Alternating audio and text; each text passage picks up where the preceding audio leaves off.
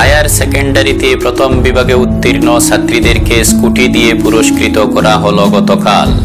ছাত্র মুক্তি সংগ্রাম সমিতির ঘোষণা, আগামী 24 ডিসেম্বর থেকে আবার আরম্ভ হবে নাগরিকত্ব সংশোধনী আইনের বিরুদ্ধে বিক্ষোভ। দক্ষিণ হাইলাকান্দিতে মেগা হেলথ ক্যাম্প। বরাক উপত্যকা কৈবর্ত পরিষদের নির্বাচন শেষ, গতকাল রাতে জানা গেল ফলাফল। বরাক উপত্যকায়ও জাঁকিয়ে বসেছে শীতের প্রকোপ। হাট বাজারগুলো সন্ধ্যার একটু পরেই শুনশান হয়ে যাচ্ছে। ঠান্ডার প্রকোপ থেকে বাঁচার জন্য সতর্কতামূলক ব্যবস্থা নিতে হবে। নবগঠিত রাজনৈতিক দল রাইজর দলের প্রথম সম্মেলনের তারিখ ঘোষণা, উদ্বোধন হলো দলীয় পতাকার। শুনছিলেন সংবাদ শিরোনাম, এবারে শুনবেন বিস্তারিত। হায়ার সেকেন্ডারিতে প্রথম বিভাগে উত্তীর্ণ ছাত্রীদেরকে স্কুটি দিয়ে পুরস্কৃত করা হলো গতকাল।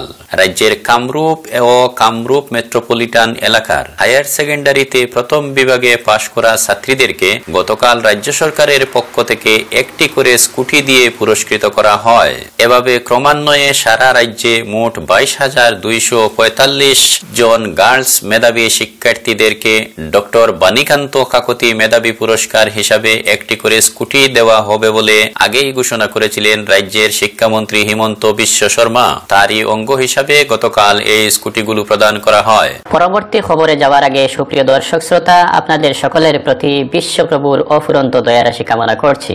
যারা আমাদের গ্লোবাল বাংলা চ্যানেলটি সাবস্ক্রাইব করে নিয়মিত দেখছেন এবং লাইক শেয়ার করে উৎসাহিত করছেন, তাদেরকে জানাচ্ছি আন্তরিক ধন্যবাদ। যারা এখনো সাবস্ক্রাইব করেননি, প্রতিদিন নতুন নতুন খবর পাওয়ার জন্য চ্যানেলটি সাবস্ক্রাইব করে নিতে পারেন। আর ফেসবুক পেজে হলে পেজটি অবশ্যই ফলো করে নেবেন এবং লাইক ও শেয়ার করে উৎসাহিত করবেন। এবারে আসা যাক পরবর্তী খবর।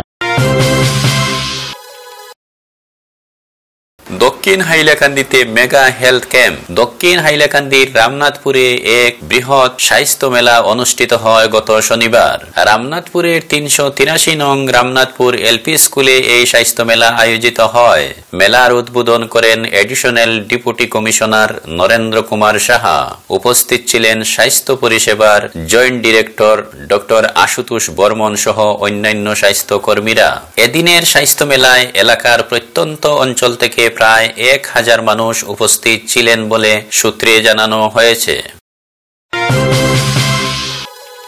বরাক উপত্যকা কৈবর্ত পরিষদের নির্বাচন শেষ, গতকাল রাতে জানা গেল ফলাফল। গঠিত হল বরাক উপত্যকা কৈবর্ত পরিষদ। বরাক উপত্যকা কৈবর্ত পরিষদ একটি সম্পূর্ণ অরাজনৈতিক সংগঠন।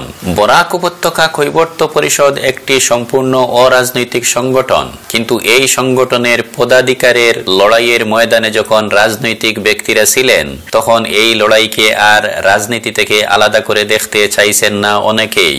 এবারের বরাক উপত্যকা কৈবর্ত পরিষদের সভাপতি পদে প্রতিদ্বন্দ্বিতায় ছিলেন বিজেপি নেতা আইনজীবী নেহার রঞ্জন দাস, আর সাধারণ সম্পাদক পদে নির্বাচনে কংগ্রেস নেতা নিশিকান্ত সরকার প্রতিদ্বন্দ্বিতা করেছিলেন। চারিদিকে গেরুয়া জোট দেখে যা অনুমান করা হচ্ছিল, গতকালকের নির্বাচনের ফলাফলে তার ঠিক উল্টো রেজাল্টই এলো।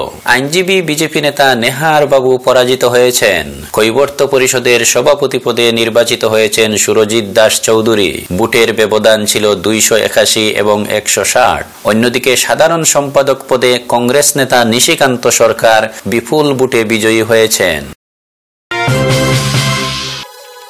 বরাক উপত্যকায়ও জাঁকিয়ে বসেছে শীতের প্রকোপ। প্রচন্ড ঠান্ডার সঙ্গে ঘন কুয়াশাও কোথাও কোথাও দেখা যাচ্ছে। গত 3-4 দিন থেকে গ্রামীণ এলাকার হাট বাজারগুলো সন্ধ্যার একটু পরেই শুনশান হয়ে যাচ্ছে। রাত 9টার পরে শহরের রাস্তায়ও মানুষজন চলাচল প্রায় বন্ধ হয়ে যাচ্ছে শীতের কারণে। কোথাও কোথাও কুয়াশার পরিমাণ কম হলেও ঠান্ডার পরিমাণ অনেক বেশি। গতকাল গভীর রাতে ঠান্ডার পারদ 11 ডিগ্রি সেলসিয়াসে নেমে এসেছিল। বরাকের গ্রামাঞ্চলের কোথাও কোথাও 10 ডিগ্রিতেও নেমে এসেছে। ঠান্ডার প্রকোপ থেকে বাঁচার জন্য সতর্কতামূলক ব্যবস্থা নিতে হবে। বিশেষ করে বয়স্ক মানুষ এবং শিশুদের প্রতি বিশেষ খেয়াল রাখার পরামর্শ দিচ্ছেন স্বাস্থ্যবিদরা। বরাক উপত্যকার আবহাওয়াবিদরা বলেছেন, আগামী 2-3 দিন তাপমাত্রা একই রকম থাকবে, তবে আগামী বৃহস্পতিবার থেকে ঠান্ডার পরিমাণ একটু কমতে পারে এবং তাপমাত্রা বাড়ার সম্ভাবনা রয়েছে বলে আবহাওয়াবিদদের অনুমান। নবগঠিত রাজনৈতিক দল রাইজর দলের প্রথম সম্মেলনের তারিখ ঘোষণা, উদ্বোধন হল দলীয় পতাকার। গতকাল রাজ্যের নবগঠিত রাইজর দলের দলীয় পতাকা উদ্বোধন করা হয়।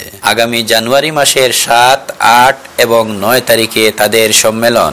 নবগঠিত এই দলের প্রথম সম্মেলন মরান জেলায় অনুষ্ঠিত হবে বলে ঘোষণা করা হয়েছে। ইতিমধ্যে রাইজর দলের 29টি জেলা কমিটি গঠন শেষ হয়ে গেছে বলে জানানো হয়েছে। এদিনের অনুষ্ঠানে অন্যান্যদের মধ্যে উপস্থিত ছিলেন চলচ্চিত্র নির্মাতা জানু বড়ুয়া, গৌহাটি কমার্স কলেজের প্রিন্সিপাল অধ্যক্ষ সোমনাথ দাস এবং গিরিশঙ্কর গোস্বামী সহ কৃষক মুক্তি সংগ্রাম সমিতির প্রাক্তন সভাপতি বাস্ক দে শইকিয়া। ছাত্র মুক্তি সংগ্রাম সমিতির ঘোষণা, আগামী 24 ডিসেম্বর থেকে আবার আরম্ভ হবে নাগরিকত্ব সংশোধনী আইনের বিরুদ্ধে বিক্ষোভ। ইতিমধ্যে অল আসাম স্টুডেন্টস ইউনিয়ন আসু নাগরিকত্ব সংশোধনী আইন বিরোধী আন্দোলন আরো জোরদার করার ঘোষণা দিয়েছে। গতকাল রবিবার ডিব্রুগড় বিশ্ববিদ্যালয়ের স্টুডেন্টস ইউনিয়নের সাধারণ সম্পাদক রাহুল ছেত্রী এবং বি বড়ুয়া কলেজের ছাত্র ইউনিয়নের সাধারণ সম্পাদক শুভ্রজিৎ বড়ুয়া ছাত্র মুক্তি সংগ্রাম সমিতিতে এসে যোগ দিয়েছেন। ইতিমধ্যে অল আসাম স্টুডেন্টস ইউনিয়ন আসু, ছাত্র মুক্তি সংগ্রাম সমিতি সহ আরো বেশ কয়েকটি ছাত্র সংগঠন মিলে এই বিতর্কিত সিএএ বিষয়ে সরকারকে সতর্ক করে দিয়েছে। তারা সমগ্র আসামে আগামী 24 থেকে 31 ডিসেম্বর পর্যন্ত এই এক সপ্তাহ নাগরিকত্ব সংশোধনী আইন বিরোধী সপ্তাহ হিসাবে পালন করবে বলে ঘোষণা করেছে।